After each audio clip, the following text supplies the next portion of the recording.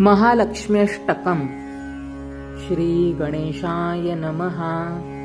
इन्द्र उवाच नमस्तेस्तु महामाये श्रीपीठे सुरपूजिते शङ्खचक्रगदाहस्ते महालक्ष्मी नमोऽस्तुते।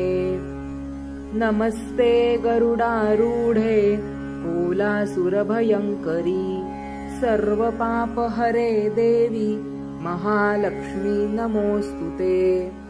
सर्वज्ञे सर्ववरदे सर्वदुष्टभयङ्करी सर्वदुःखहरे देवी महालक्ष्मी नमोऽस्तुते। सिद्धिबुद्धिप्रदे देवी भुक्तिमुक्तिप्रदायिनी मन्त्रमूर्ते सदा देवी महालक्ष्मी नमोऽस्तुते। आद्यन्तरहिते देवी आद्यशक्ति महेश्वरी योगजे योगसम्भूते महालक्ष्मी नमोऽस्तुते। स्थूलसूक्ष्म महारौद्रे महाशक्ति महोदरे महापापहरे देवी महालक्ष्मी नमोऽस्तुते।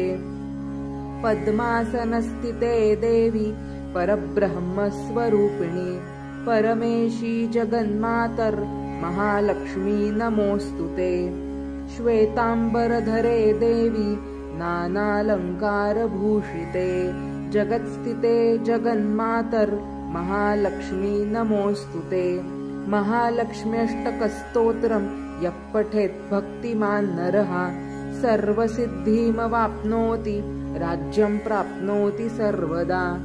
एककाले पठेन्नित्यं महापापविनाशनम् द्विकालं यः पठेन्नित्यं धनधान्यसमन्वितः त्रिकालं यः पठेन्नित्यं महाशत्रुविनाशनम्। महालक्ष्मीर्भवेन्नित्यं प्रसन्ना वरदा शुभा इति इन्द्रकृतः श्रीमहालक्ष्म्यष्टकस्तवः सम्पूर्णः। धन्यवादः।